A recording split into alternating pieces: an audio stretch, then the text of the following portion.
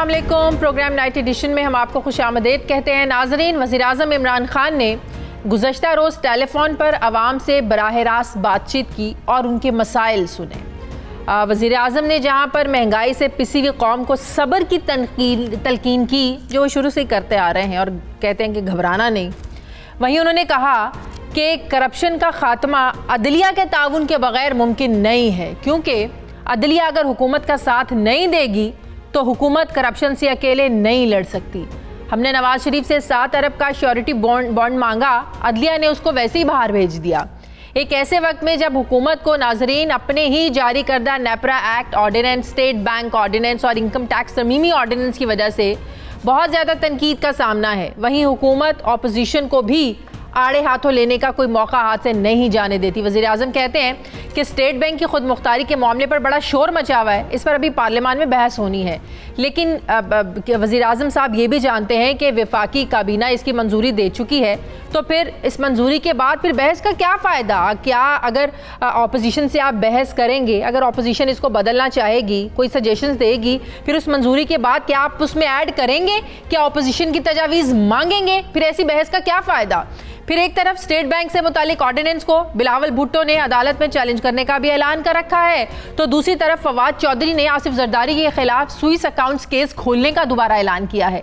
अब एक तरफ अपोजिशन और हुकूमत एक दूसरे के खिलाफ अदालती जंग का ऐलान कर रहे हैं, तो दूसरी तरफ ब्रॉडशीट इंक्वायरी कमीशन की रिपोर्ट आने से मामला सुलझने की बजाय मजीद उलझता जा रहा है, क्योंकि ब्रॉडशीट कमीशन की रिपोर्ट में सारा जो मलबा है ये ब्यूरोक्रेसी पर डाल दिया गया है। लेकिन सवाल ये है कि जिन ब्यूरोक्रेट्स के नाम सामने आए हैं उनके खिलाफ कानूनी कार्रवाई क्या होगी, क्या कार्रवाई होगी उनके खिलाफ? आज सेनेट के इजलास में जहां सेनेट इलेक्शन के दौरान खुफिया कैमरों का मामला ज़ेर बहस आया, वहीं सेनेटर रज़ा रब्बानी ने दस्तूर तरमीमी बिल 2021 भी ऐवान में पेश किया। इस तरमीमी बिल के ज़रिए मुतालबा किया गया है कि कौमी असम्बली और सेनेट के इख्तियारात मुसावी किए जाएं, सूबे के वज़ीर आला को सेनेट में बोलने का इख्तियार दिया जाए, सेनेटर जिस इलाके से हो उसे वोट मुंतकिल करा कर दूसरे इलाके में आने की इजाज़त ना दी जाए। अब सवाल ये है कि क्या हुकूमत और अपोजिशन की जानिब से कानून साजी के मामले में संजीदगी का मुजाहरा किया जाएगा? क्या अपोजिशन और हुकूमत कानून साजी के मामले पर सियासी पॉइंट स्कोरिंग करने की बजाय क्या कभी कौमी मफाद को भी, अवाम के जो मफाद में कानून साजी है, क्या कभी उसको भी मद्देनज़र रखेंगे ये लोग? फिर ये भी अहम सवाल है कि क्या वज़ीर-ए-आज़म ये कभी समझ पाएंगे कि करप्शन एक अहम मसला है, बिल्कुल है, बहुत बड़ा मसला है, लेकिन मुल्क में और भी बहुत मसाइल हैं जो नज़रअंदाज हो रहे हैं।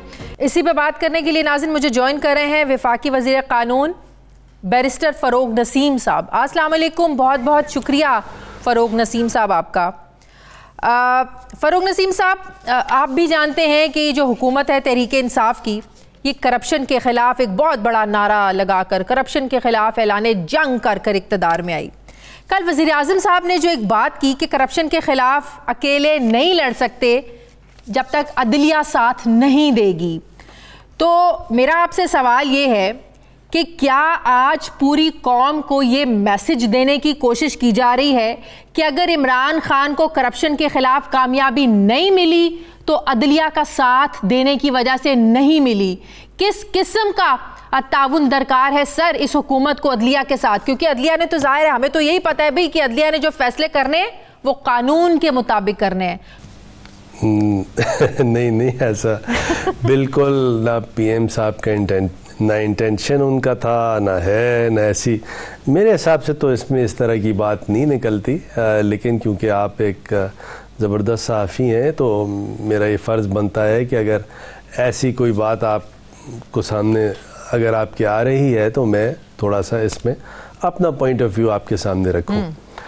देखिए, ऐसा था कि करप्शन जो है उसको टैकल करने के लिए 2-3 एजेंसीज़ हैं और सबसे प्राइमरी और प्रीमियर एजेंसी नैब है। फिर एंटी करप्शन डिपार्टमेंट्स भी हैं आपके, एंटी करप्शन जो है वो FIA का भी उसमें एक इन्वॉल्वमेंट है, and so on so fourth. जहाँ तक कि नैब का ताल्लुक़ है हमने सारे स्ट्रक्चर्स जो हैं वो नैब की 30 जो एडिशनल अदालतें हैं उसके बना दी हैं। साथ साथ आप यूँ समझिए कि उसके जो अपॉइंटमेंट्स होने हैं उसके स्टाफ के, क्योंकि देखें हर अदालत में आपको स्टाफ चाहिए, स्टेनोग्राफर्स चाहिए, आपको रीडर्स चाहिए, आपको क्लार्क्स चाहिए, आपको चपरासी चाहिए, आपको हर तरह का स्टाफ चाहिए एक अदालत में, और ये 30 अदालतें कायम हो रही हैं।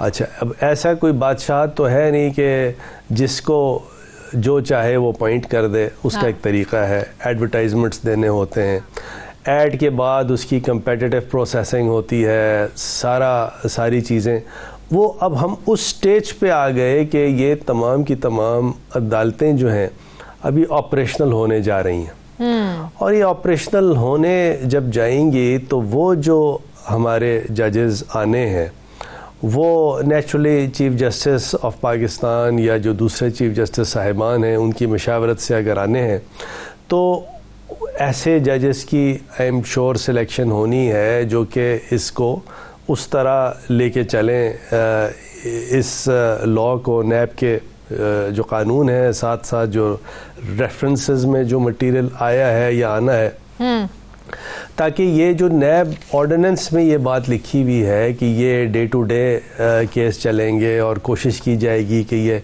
महीने भर में इसका फ़ैसला हो जाए। और इसमें मैं बड़ा मशकूर हूँ जनाब चीफ़ जस्टिस ऑफ पाकिस्तान का, जिसमें उन्होंने एक बड़ी मेहरबानी फरमाई कि एक बाकायदा ऑर्डर पास किया है कि ये डे टू डे जो नैब की अदालतें हैं उनको ये चलाने की ज़रूरत है। सही केस को। तो ये ना सिर्फ अदलिया बल्कि जो वकलाए हैं और ये इनको मिल के आप समझिए कि ये कवानीन को इम्प्लीमेंट प्राइम मिनिस्टर साहब का एक बड़ा जो कंसर्न था ना, जो उनकी इस बात में मुझे नजर आया और जो सबने नोट भी किया, उन्होंने कहा कि 7 अरब की श्योरिटी बॉन्ड्स के बगैर, भाई हमने कहा था आप ले लें, उन्होंने नहीं लिया और उसके बगैर जाने की इजाज़त दे दी। अगर हुकूमत को इस फैसले पर एतराज़ था कि 7 अरब के श्योरिटी बॉन्ड्स क्यों नहीं लिए गए, तो हुकूमत अपील में क्यों नहीं गई? फिर जाना चाहिए था ना फिर तो। अभी मेरे ख्याल में आप उस वक्त का जो माहौल था, उस वक्त की जो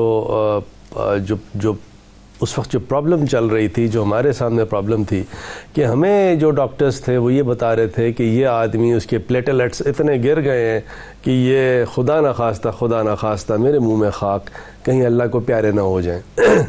ऐसी सिचुएशन में अपील करना और अपील ना करना, वो आप समझिए कि एक जजमेंट कॉल होती है कि हम अपील के अगर चक्कर में पड़ गए और खुदा ना खास्ता कोई ऐसी नागहानी चीज़ आ जाए सामने, उस वक्त हमें तो ये नहीं पता था कि ये सेहतियाब हैं या हो गए हैं या हो जाएंगे।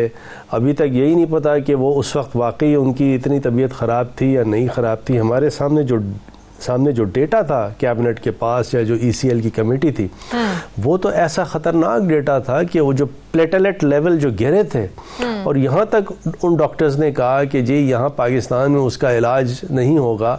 तो जब ये बताया जा रहा है कि एक पाकिस्तान का एक पॉलिटिशियन या आप समझिए फॉर्मर प्राइम मिनिस्टर वो ऐसी सिचुएशन में है, या पाकिस्तान का कोई फ़र्द ऐसी सिचुएशन में है कि उसकी इतने प्लेटलेट गिर रहे हैं और बिल्कुल ऐसा है कि किसी वक्त भी खुदा न खास्ता कुछ हो जाए, तो ये रिस्पॉन्सिबिलिटी क्या फिर गवर्नमेंट ने लेनी थी अपने में? अगर मैं आपसे पूछूं, तो देयरफॉर ये कि जुडिशल रिफॉर्म्स अब कितनी ज़ाहिर है नागुज़ीर हो चुकी हैं, तो उसके लिए हुकूमत क्या कर रही है? देखें, जो जुडिशल रिफॉर्म, मेरे ख्याल में आपका मतलब है लीगल रिफॉर्म्स। लीगल रिफॉर्म्स यानी कि लॉ की जो रिफॉर्म्स होनी है। अब आप ये समझिए कि डिफरेंट इसके पोर्शंस हैं, डिफरेंट कंपार्टमेंट्स हैं। एक सिविल लॉ है, एक क्रिमिनल लॉ है, एक जो दूसरे उसके एलाइड लॉज हैं, जैसे फॉर एग्जांपल इनहेरिटेंस लॉ है। अब इनहेरिटेंस लॉ आपको पता है कि ये 8-9 साल लगते थे सक्सेशन सर्टिफिकेट लेने में या लेटर ऑफ एडमिनिस्ट्रेशन लगने में। आप पूछें जाके नादरा से, स्पेशली जो इस्लामाबाद में जो नादरा का ऑफिस काम कर रहा है, तो वो अब 15 दिन में वो सर्टिफिकेट्स देता है। 15 दिन कहाँ 15 दिन और कहाँ 8 साल, 7 साल, 9 साल। तो ये लीगल रिफॉर्म है या नहीं है, या जिसको आप जुडिशल रिफॉर्म कहें। अच्छा, अब वो तमाम चीज़ें जो हैं वो ट्रांसलेट होके आहिस्ता आहिस्ता सूबों में जा रही हैं। सही। पंजाब में उन्होंने लॉ बना दिया है, केपी में वो लॉ बनाने जा रहे हैं, और फिर साथ साथ ये पूरा इंटरनेशनली हम ये करने जा रहे हैं। लेकिन देखें, आप थोड़ा सा आप समझें, सारे लोग समझें, मीडिया भी समझें कि सारे लीगल रिफॉर्म्स के, जिसको आप लूजली जुडिशल रिफॉर्म्स कहते हैं, उसके स्ट्रक्चर्स बन गए हैं, उसके स्ट्रक्चर्स तैयार हैं। सिविल प्रोसीजर कोड में कहाँ जो 40 साल लगने हैं, उसमें अब लगते हैं 1.5 साल, 2 साल, 2.5 साल पूरा सूट डिसाइड होने में, जो लीगल रिफॉर्म्स हुए हैं। और जो अपोजिशन हमें आ रही है, वो पता है आपको कहाँ से आ रही है? वो हमारे भाई, जो मेरे भाई हैं, समझे, मेरे दिल में रहते हैं, मेरे वकील बरादरी, मेरे भाई, उनकी तरफ से बहुत ज़ोर की रेजिस्टेंस आई, इनहेरिटेंस लॉ में आई। और मेनली ये आई कि ये तो आपने सारा का सारा काम जो है वकीलों से उठा के नादरा को दे दिया है। मैंने फिर बाज़ लोगों को बुलाया, वकला को बुलाया, मैं नाम किसी का नहीं लूँगा, मैंने उनसे कहा देखिए, हमें जो अगर वकीलों के काम अगर हमने क्रिएट करना है तो इस कॉस्ट पे नहीं करना चाहिए कि लोगों को तकलीफ़ हो। तो लिहाजा और आहिस्ता आहिस्ता अब वो वकला हमारी बात समझ भी रहे हैं, ये अच्छा। चीज़ डाइजेस्ट हो। देखें, रिफॉर्म जब भी आएगा, जब रेवोल्यूशनरी रिफॉर्म आएगा ना, तो उसकी एक्सेप्टेंस में टाइम लगेगा। आप अगर ये 6 महीने, साल भर के बाद जब मुझसे ये, स्पेशली साल भर के बाद जब मुझसे ये सवाल करेंगे, तो ये तमाम का तमाम जो सिस्टम मैंने बनाया है, स्ट्रक्चर्स बनाए हैं, क्रिमिनल रिफॉर्म्स हमारे बिल्कुल तैयार हैं। अब एंटी रेप जो लॉ आया है हमारे पास जो हमने बनाया है, एंटी रेप लॉ, दुनिया जहां से जो इसकी तारीफें हो रही हैं, सिविल लॉ जो हमने बनाया है, जो दुनिया जहां से इसकी तारीफें हो रही हैं, बल्कि इस्लाम, एक मिनट ठहरिएगा, नहीं शाजिया साहिबा प्लीज, आई रिक्वेस्ट यू। अभी रिसेंटली इस्लामाबाद हाई कोर्ट में चीफ जस्टिस अतहर मिनल्ला के यहाँ हियरिंग हुई, और उन्होंने पता है रिमार्क्स दिए, इतने बड़े बड़े अखबारात में छपे हैं। उन्होंने कहा कि जो 70 साल में जुडिशल और लीगल रिफॉर्म्स नहीं हुए, इन 2 साल में हुए हैं।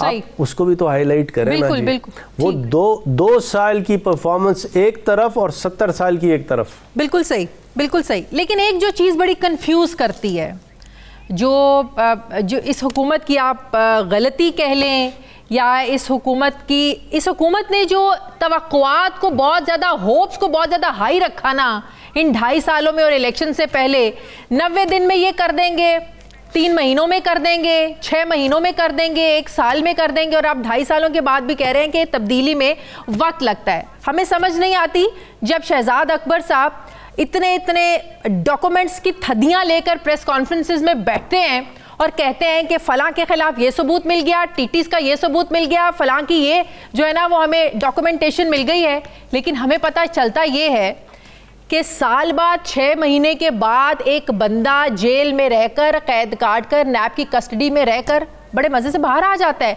क्योंकि कुछ साबित हो नहीं पाता।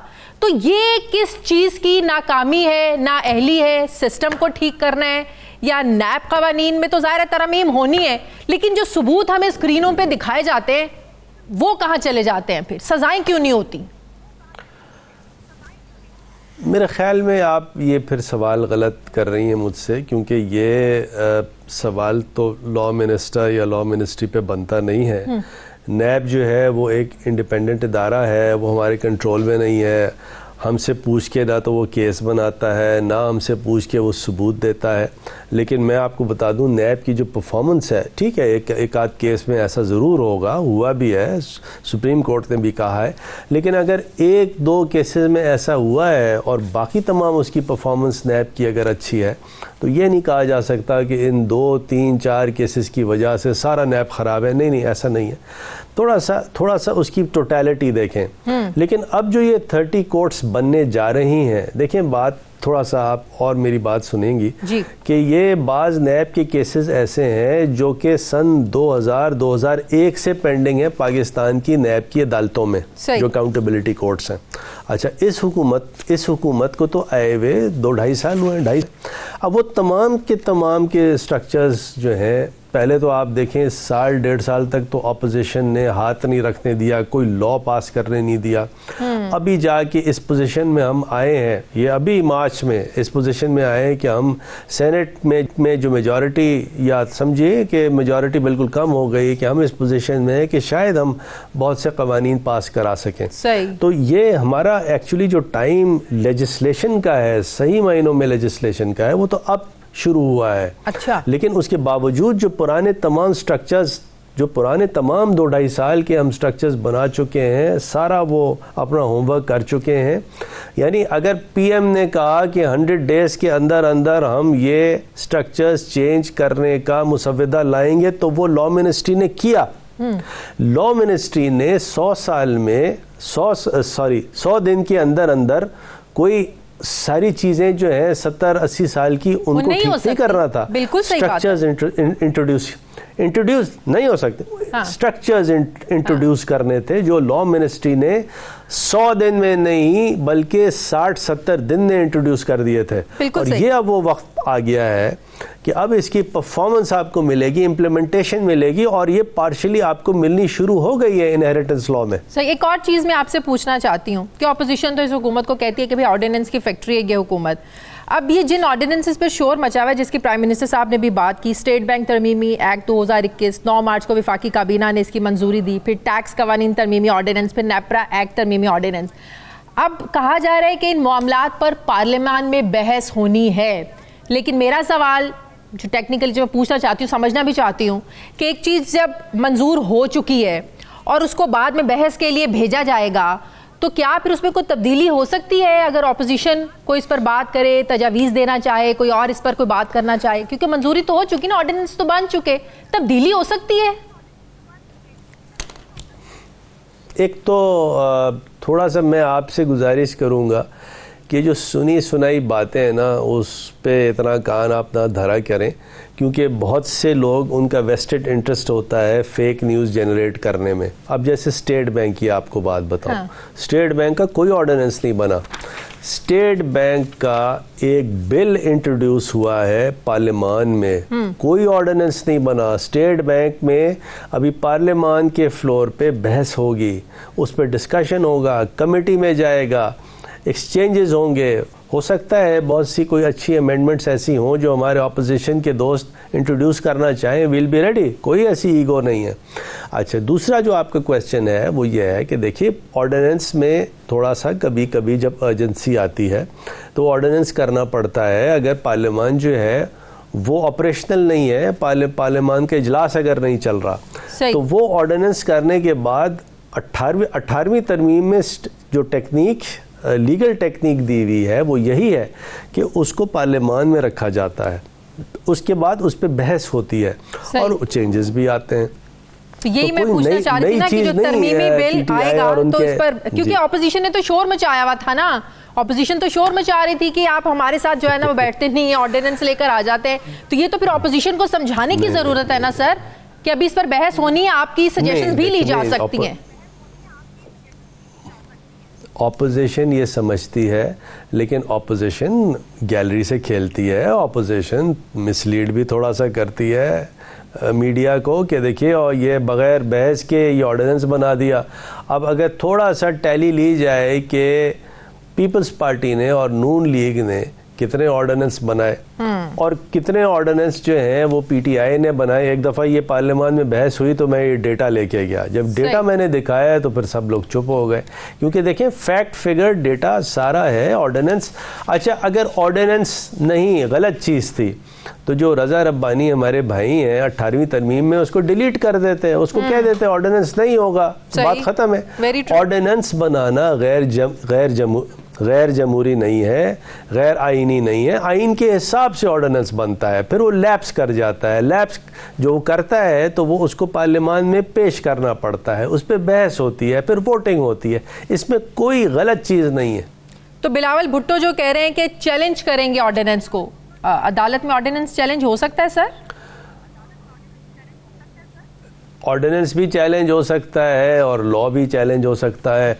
कितने ऐसे लॉज थे जो PMLN की गवर्नमेंट ने और पीपल्स पार्टी की गवर्नमेंट ने बनाए जो अदालतों में चैलेंज हुए और वो अदालतों ने कलअदम किए। सही। आपको याद है वो जो एक मिलिट्री कोर्ट का 1999 में नवाज शरीफ साहब ने एक स्टैट्यूट, एक एक्ट बनाया था, एक्ट ऑफ पार्लियामेंट बनाया था कि मिलिट्री कोर्ट सारी आ जाएंगी, और वो 99 में फुल बेंच थी सुप्रीम कोर्ट की, उसने कलअदम कर दिया। तो फिर उस वक्त तो PTI नहीं थी, उस वक्त तो MQM नहीं थी, उस वक्त तो ये PMLN का जो है वो लॉ था। इसी तरह पीपल्स पार्टी के कितने ऐसे लॉज थे जो कि लॉज बने, चैलेंज हुए, कलअदम हो गए। तो कलअदम लॉस का होना, अगर अदालतें लॉस को कलअदम कर दें तो उसमें कोई, मुझे तो उसमें भी कोई बुरी बात ऐसी नजर नहीं आती, क्योंकि ये सिस्टम का, प्रोसेस का, एवोल्यूशन का हिस्सा है। बिल्कुल सही। बहुत बहुत शुक्रिया वफाकी वज़ीर बैरिस्टर फ़ारूक नसीम साहब मेरे साथ थे। Sir thank you very much. मुझे ब्रेक लेनी है, नाज़रीन वापस आते हैं एक छोटे से वक्फे के बाद।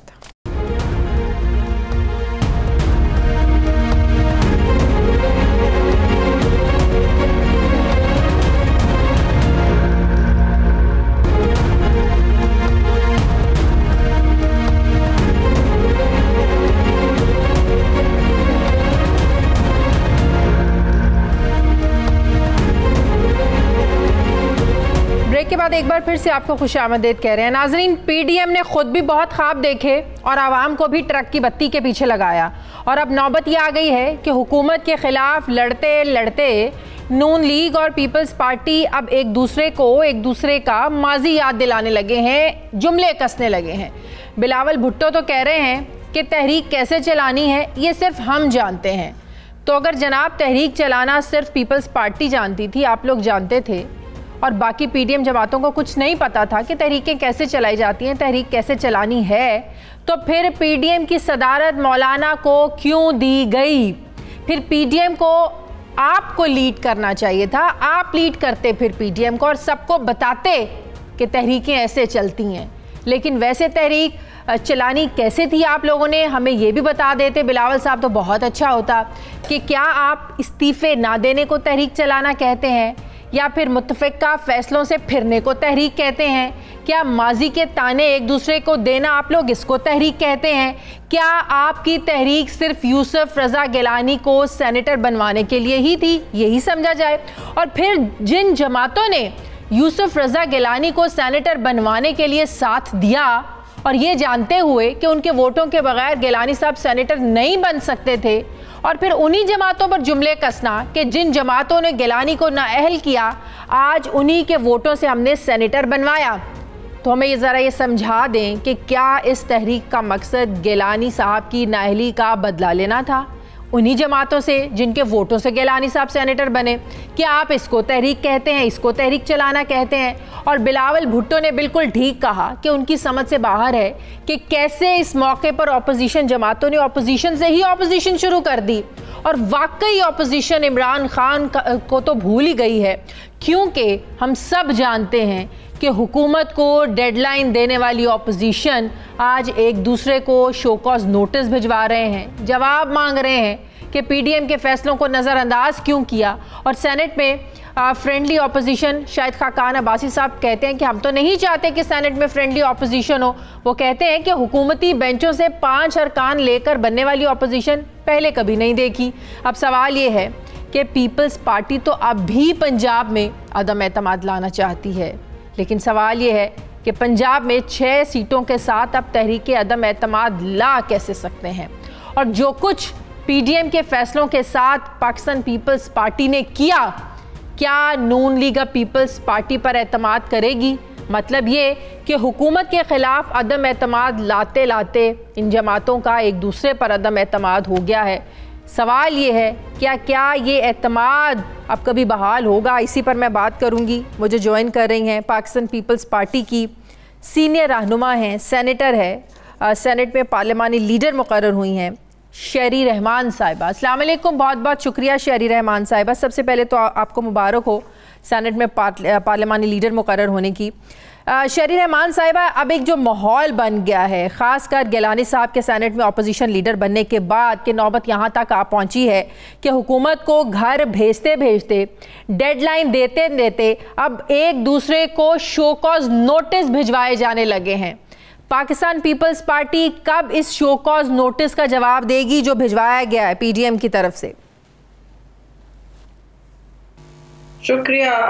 देखिए शाजिया, बात बहुत आसान सी है और इसमें कोई कॉम्प्लिकेशन नहीं है।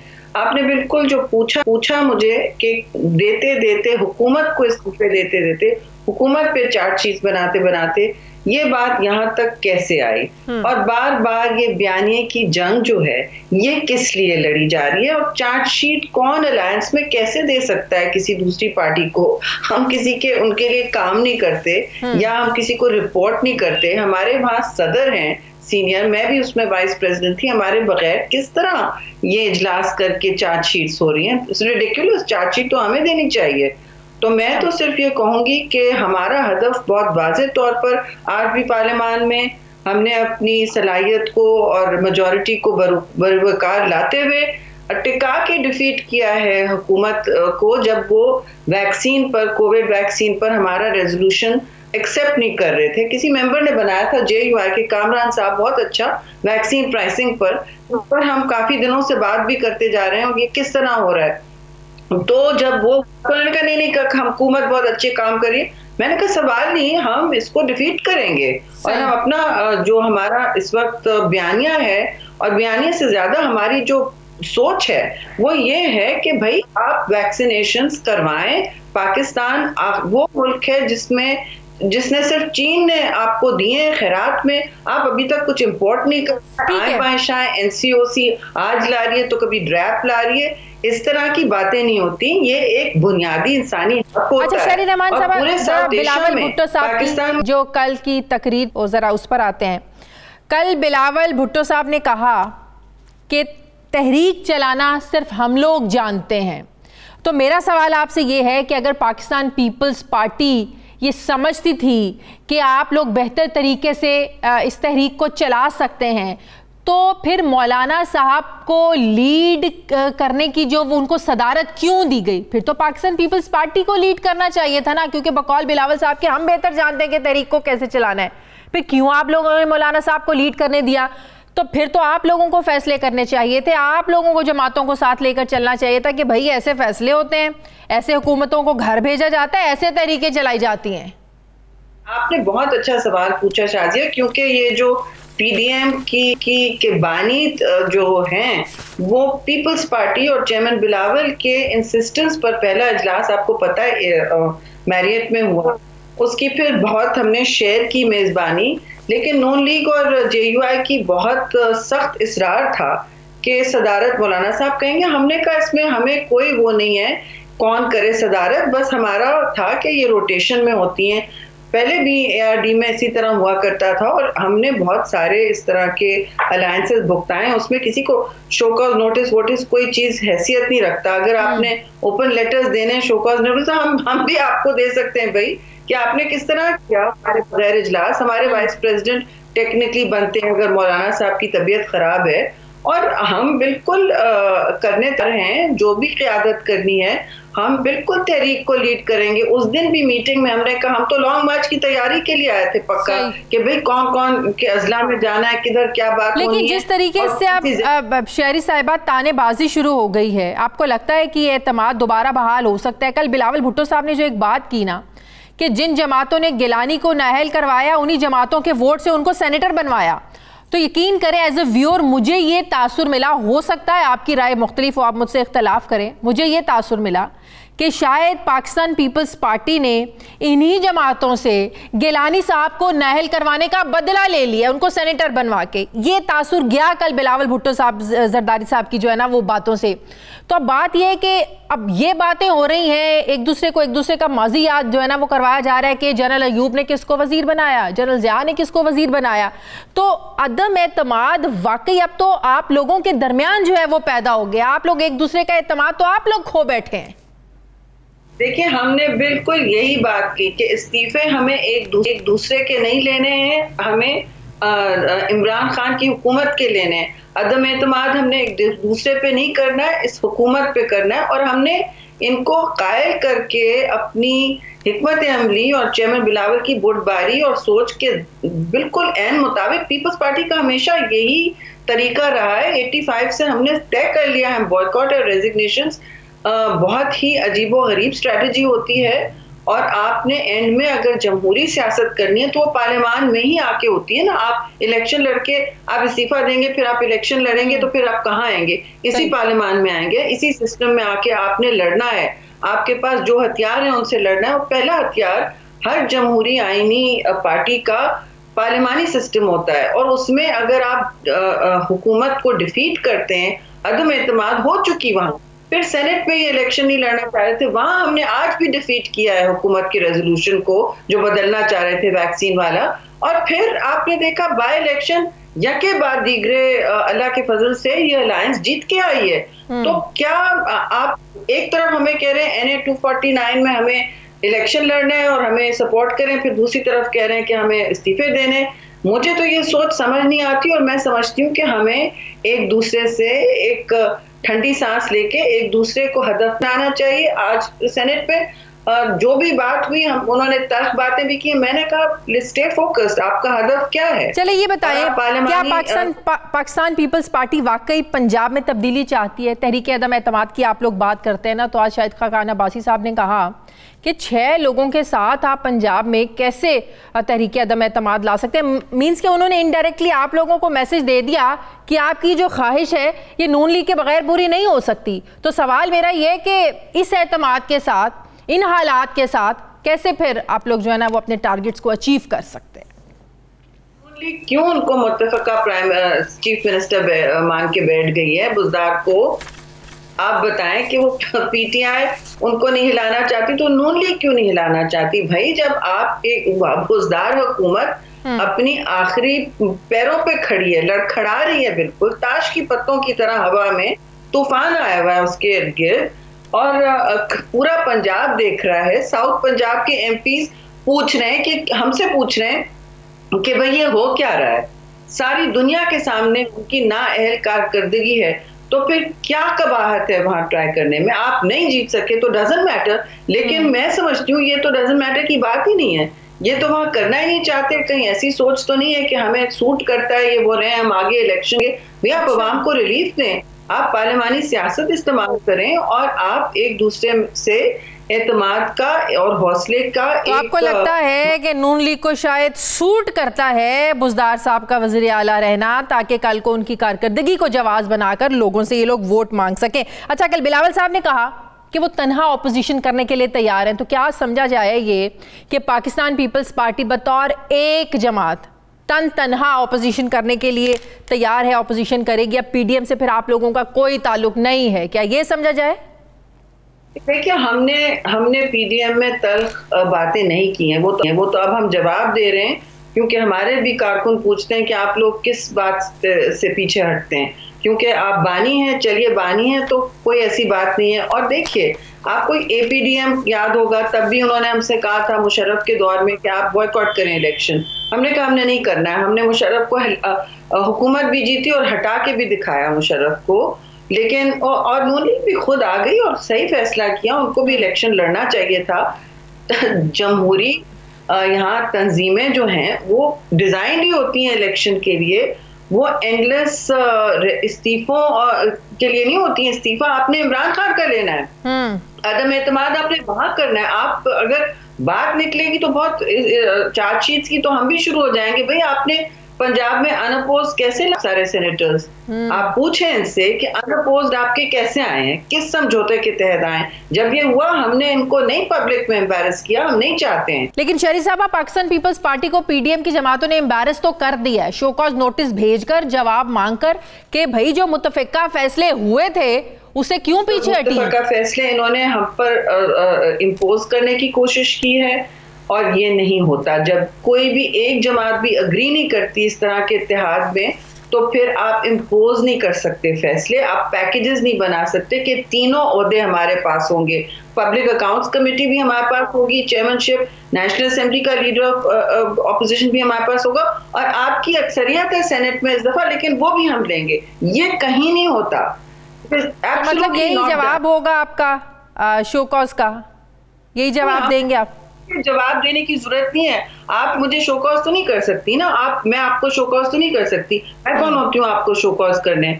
तो they are nobody to show cause an independent party जिसने सारी कीमत अदा की है यहाँ तक पहुंचने की, जमहूरी 18वीं तरमीम और सारा मतलब आपने इस शो कॉज का जवाब भी नहीं देना क्योंकि आप लोग इस शो कॉज को मानते ही नहीं है। अवाम को जवाब देना है, इनको जवाब नहीं देना है। हम खुद इनको शो कॉज पूछेंगे कि भाई आपने हमारे कैंडिडेट को खैबर पख्तूनख्वा में क्यों हराया। हाँ। आप पूछेंगे कि आपके पोस्ट कैसे आए पंजाब में, क्या वहां मिली भगत? हम कहना नहीं चाहते, मैं नहीं चाहती कि माहौल और आलूदा हो, लेकिन माहौल आलूदा हो चुका, माहौल आलूदा हो चुका शहरी साहिबा।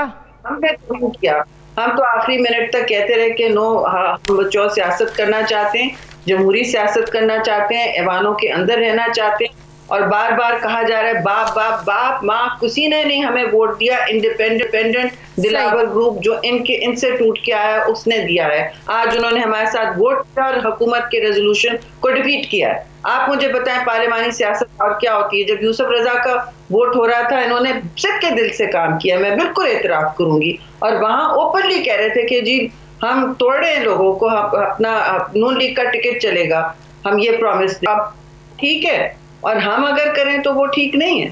I don't understand। बहुत बहुत शुक्रिया। पाकिस्तान पीपल्स पार्टी की सीनियर रहनुमा सेनेटर शहरी रहमान साहिबा मेरे साथ थी। मुझे ब्रेक लेनी है नाज़रीन, वापस आते हैं एक छोटे से वक्फे के बाद।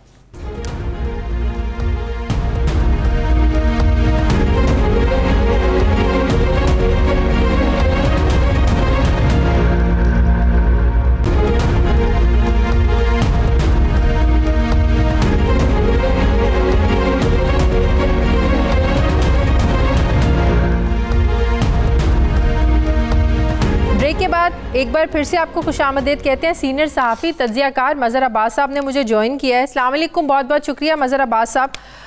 मज़हर अब्बास साहब, कल प्राइम मिनिस्टर की लाइव कॉल्स यकीनन जो बातें उन्होंने की आपने भी सुनी होंगी। जो मेरे लिए उसमें सबसे इम्पॉर्टेंट चीज़ थी वो ये थी कि वज़ीर-ए-आज़म ने जो खूनी इनकलाब की बातें की या वक्त की बात की, मतलब ये हुआ कि एक बात मुझे जो समझ में नहीं आती है वो ये कि इन 3.25 सालों के बाद भी अगर अवाम इस हुकूमत की कारकर्दगी का पूछते हैं तो प्राइम मिनिस्टर साहब का इस अंदाज में जवाब देना कि पाकिस्तान में जमहूरी निज़ाम में तब्दीली में वक्त लगता है। लेकिन हमें भी याद है, आपको भी याद है, कभी 90 दिन कहा गया, कभी 3 महीने कहा गया, 6 महीने कहा गया, साल 2 साल। हमें भी पता है कि पूरा निज़ाम एक वक्त में ठीक नहीं हो सकता, इतने थोड़े वक्त में ठीक नहीं हो सकता। लेकिन प्राइम मिनिस्टर साहब मिसालें कैसी दे रहे हैं, इनकलाब फ्रांस और खुमैनी इनकलाब। मतलब ये कि आप कह रहे हैं कि अगर आप अब वाकई जल्दी तब्दीली चाहते हैं तो हमें खूनी इनकलाब लाना पड़ेगा। क्या प्राइम मिनिस्टर साहब को ऐसी मिसालें देनी चाहिए? शुक्रिया शादिया। देखिए, एक तो ये पॉजिटिव बात है कि प्राइम मिनिस्टर ने जो है आवाम से रब्ता किया, आवाम से गुफ्तगू की, अच्छी बात है। इसको और बहुत पहले होना चाहिए था और इसे कंटिन्यू रखना चाहिए, इसमें तो कोई हर्ज नहीं है। लेकिन जो जवाब वो दे रहे थे मुझे वो कंफ्यूज नज़र आए। हाँ। मुझे पिछले 2.5 साल में इमरान खान बहुत ज़्यादा कंफ्यूज नज़र आए हैं, जो 2.5 साल पहले नहीं नज़र आते थे। वो जिस तरह बात करते थे उसमें हम सबको ये तवक्को थी कि शायद इनकी कोई टीमें हैं जो काम कर रही हैं, कोई सिविल रिफॉर्म्स पे काम कर रहा है, कोई पुलिस रिफॉर्म्स पे काम कर रहा है, कोई इकनॉमिक रिफॉर्म्स पे काम कर रहा है। ये सारी बातें क्योंकि वो करते थे कि हमारी मुकम्मल है तैयारी, यानी ये उनका ऑन रिकॉर्ड है ये कहना कि हमारी सब तैयारी मुकम्मल है, हम जैसे इख्तिदार में आएंगे आप अगले 6 महीने में तब्दीली देख लेंगे, और वो तब्दीलियों की मिसाल भी दिया करते थे। लेकिन जब इख्तिदार में, और इसी वजह से लोगों की तवक्कुआत बहुत ज़्यादा बढ़ी। हाँ। 2 वजह से, एक वजह से कि इमरान खान को एक बहुत ही नए वोटर ने वोट दिया जिन्हें पूरी तवक्को थी, उन्होंने कहा कि 2 पार्टियों को मुसलसल वोट देते आ रहे हैं, तीसरे ऑप्शन को भी देना चाहिए। फिर एक नया वोटर आया, उसमें बहुत ज़्यादा जोश था, नौजवान थे, फैमिलीज़ थी, बड़े जोश व खरोश से, सिर्फ इस वजह से क्योंकि आपने उनकी उम्मीदें बहुत बढ़ा दी थी। आपने उनको सही मानों में ये पिक्चर नहीं बताई, और ये अगर उस वक्त बताते कि जी इसमें वक्त लगेगा, चले आप इलेक्शन जीत गए थे, आप पहली नशरी तकरीर में कहते कि ये चीज़ें हैं लेकिन इसमें ज़रा टाइम लगेगा, लेकिन मैं अगले 1 साल में आपको ये करके बताऊँ। अब अगर हम आज 2.5 साल, पौने 3 साल बाद देखें तो एक कन्फ्यूजन नज़र आता है। आप उन्हीं लोग बार बार लेकर आते हैं जो लोग पहले आजमाए हुए, यानी जिन गवर्नमेंट की को आप तनकीद का निशाना बनाते हैं, जिसको कभी आप माफिया कहते हैं, कभी मुख्तलिफ माफिया से, उन्हीं गवर्नमेंट के उन लोगों को जो उनके फाइनेंशियल एडवाइजर्स रहे हैं वो आपकी गवर्नमेंट का हिस्सा बन जाते हैं। फिर मैं उसको क्या समझूं? तो इस नाकामी को 2.5 सालों की, तो फिर तो इसको नाकामी कहेंगे ना, नाअहली कहेंगे। आप समझते हैं कि इस नाकामी नाअहली से ऑपोजिशन को इतना मजबूत होना चाहिए था, उस ऑपोजिशन को जो इस हुकूमत को घर भेजते भेजते आज एक दूसरे को शोकॉज नोटिस भिजवा रहे हैं। आपको लगता है कि ऑपोजिशन इस सूरत हाल का फ़ायदा उठाकर बहुत बेहतर तरीके से ऑपोजिशन कर सकती थी, लोगों के मफाद की बात कर सकती थी, हुकूमत की तवज्जो पार्लियामेंट में उन इश्यूज़ पर दिलवा सकती थी जो उसने नहीं दिलवाया? तो नौबत आज ये आ गई है कि एक दूसरे पर जुमले कसे जा रहे हैं, एक दूसरे को उनका माजी याद दिलवाया जा रहा है। आपको कहीं से लगता है कि अब PDM जिंदा है, इसमें सांसें बाकी हैं? देखिए, इमरान खान का सबसे बड़ा एडवांटेज जो नज़र आया शाजिया, वो यही नज़र आया कि उनको एक ऐसी ऑपोजिशन मिली कि जो अपनी ऑपोजिशन ज़्यादा है, इमरान खान की ऑपोजिशन कम है। आप पूरे 2.5 साल में जितनी अटेम्प्ट हुई ऑपोजिशन की तरफ से वो सब नाकाम हुई, और उसमें ज़्यादातर जो चीज़ें हुई वो नज़र यह आया कि ऑपोजिशन अंदरूनी इख्तलाफ है। हुकूमत को बहुत कुछ नहीं करना पड़ा, बहुत ज़्यादा चीज़ें नहीं करनी पड़ी। यानी जो पहली अटेम्प्ट ऑपोजिशन की हुई वो चेयरमैन सेनेट के खिलाफ अदम एतमाद की थी। एब्सोल्यूट मेजॉरिटी होने के बाद भी वो चेयरमैन सेनेट अपनी जगह बरकरार रहे। ये पहला झटका था ऑपोजिशन का जो वो गवर्नमेंट को देना चाह रहे थे, लेकिन उन्हें खुद झटका मिला। बिल्कुल। दूसरा, मौलाना फजल रहमान निकल पड़े, सब ने कहा कि हाँ हम आपके साथ हैं, और जब उन्होंने पलट के देखा तो मौलाना अकेले थे। बिल्कुल।